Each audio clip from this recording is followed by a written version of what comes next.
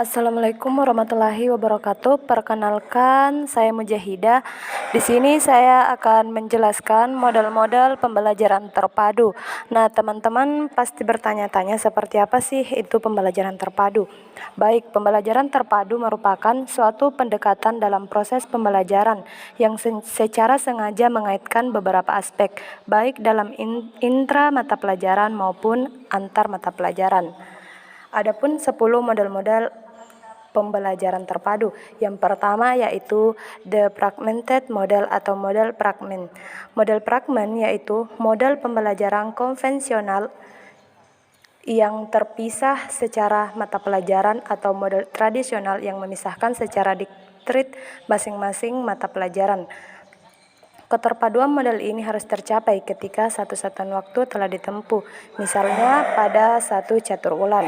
Keterpaduan pada model fragmented terjadi jika siswa telah menyelesaikan seluruh tuntutan, kajian atau materi pelajaran yang pada akhirnya seluruh satuan-satuan konsep itu mencapai keutuhan, baik konsep, pemahaman suatu kajian, keterampilan, dan nilai.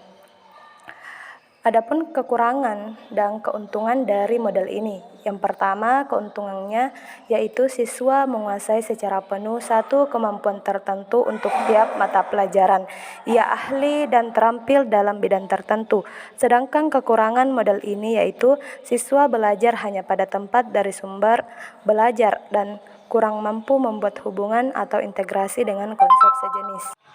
Yang kedua yaitu deconnected model atau model terhubung. Model terhubung di sini yaitu dalam setiap mata pelajaran berisi konten yang berkaitan antara topik dengan topik dan konsep dengan konsep dalam satu mata pelajaran. Model ini penekanannya terletak pada perlu adanya integrasi interbidang studi itu sendiri. Adapun kelebihan dari metode ini yaitu adanya hubungan antar ide-ide dalam satu mata pelajaran. Anak akan memperoleh gambaran yang lebih jelas dan luas dari konsep yang dijelaskan, dan siswa diberi kesempatan untuk melakukan pendalaman, tinjauan, memperbaiki dan mengasimilasi gagasan secara bertahap. Kekurangan model ini yaitu model ini belum memberikan gambaran yang menyeluruh karena belum menggabungkan bidang-bidang pengembangan atau mata pelajaran lain. Yang ketiga yaitu the nested model atau model tersarang. Model tersarang yaitu model pembelajaran terpadu yang merupakan pengintegrasian kurikulum dalam satu disiplin ilmu dengan memfokuskan pada sejumlah keterampilan belajar yang ingin dilatihkan oleh guru kepada siswa dalam satu unit pembelajaran untuk ketercapaian materi pembelajaran yang meliputi keterampilan berpikir, keterampilan sosial, dan keterampilan mengorganisir. Adapun kelebihan model ini yaitu guru dapat memadukan beberapa keterampilan sekaligus dalam pembelajaran satu mata pelajaran. Dan kekurangan dari model ini yaitu apabila tanpa perencanaan yang matang memadukan beberapa keterampilan yang menjadi target dalam suatu pembelajaran akan berdampak pada siswa di mana prioritas pembelajaran menjadi kabur. Adapun yang keempat yaitu the sequenced model atau model terurut. Model terurut yaitu model pembelajaran di mana saat guru mengajarkan suatu mata pelajaran, guru dapat menyusun kembali topik mata pelajaran lain dalam urutan pengajaran itu dalam topik yang sama atau relevan. Adapun kelebihan model ini yaitu dengan menyusun kembali urutan topik, baik dari unit, guru dapat mengutamakan prioritas kurikulum daripada hanya mengikuti urutan yang dibuat penulis dalam buku teks. Adapun kekurangannya yaitu diperlukan kolaborasi berkelanjutan dan fleksibilitas semua orang yang terlibat dalam konten area dalam mengurutkan sesuai peristiwa terkini. Nah, yang kelima yaitu the shared model atau model terbagi. Model terbagi di sini yaitu suatu model pembelajaran terpadu di mana pengembangan disiplin ilmu yang memayungi kurikulum silang. Misalnya, matematika dan IPA disejajarkan sebagai ilmu pengetahuan. Adapun kelebihannya dari model ini yaitu lebih mudah dalam menggunakannya sebagai langkah awal maju secara penuh menuju model terpadu yang mencakup 4 disiplin ilmu. Sedangkan kekurangannya yaitu model integrasi antar dua disiplin ilmu memerlukan komitmen pasangan untuk bekerja sama dalam fase awal. Yang keenam yaitu the Webbed model atau model jaring laba-laba. Model jaring laba-laba yaitu merupakan salah satu model pembelajaran terpadu yang menggunakan pendekatan tematik. Adapun keuntungan pendekatan jaring laba-laba yaitu untuk mengintegrasikan kurikulum adalah faktor motivasi sebagai hasil bentuk seleksi tema yang menarik perhatian paling besar. Sedangkan kelemahan model ini adalah banyak guru sulit memilih tema.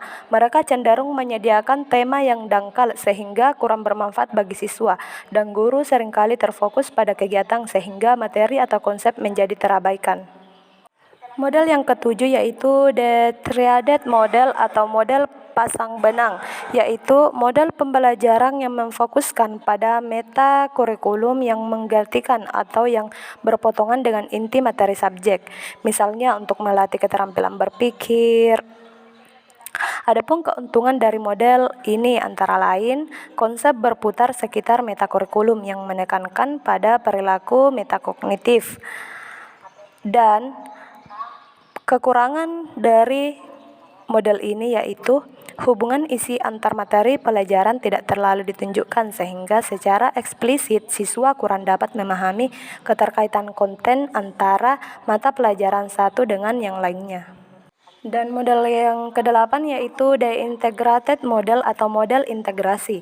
Model integrasi yaitu pembelajaran yang menggabungkan bidang studi dengan cara menemukan keterampilan, konsep dan sikap yang saling berhubungan di dalam beberapa bidang studi.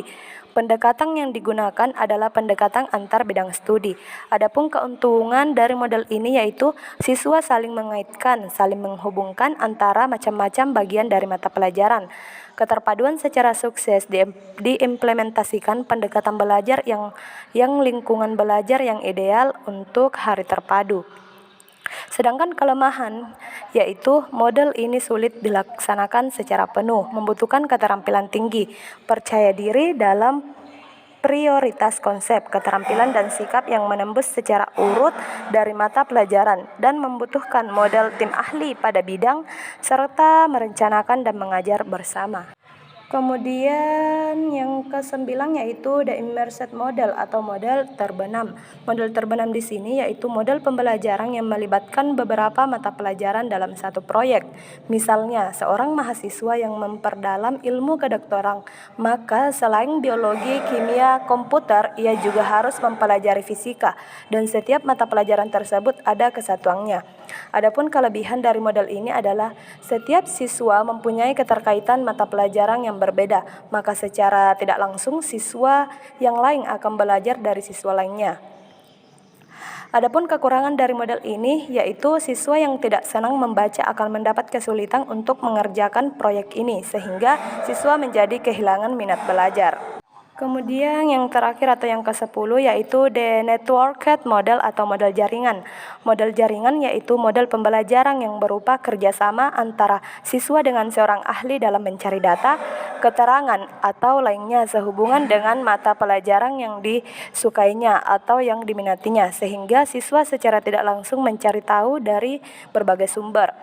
Sumber dapat berupa buku bacaan, internet, TV, atau teman, kakak, orang tua, dan sebagainya yang dianggap ahli olehnya.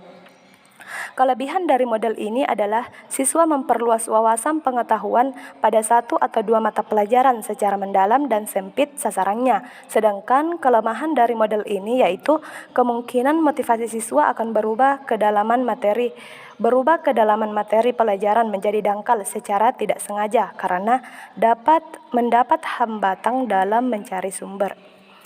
Sekian itu saja yang sempat saya paparkan mengenai 10 model-model pembelajaran. Saya akhiri dengan ucapan Assalamualaikum warahmatullahi wabarakatuh.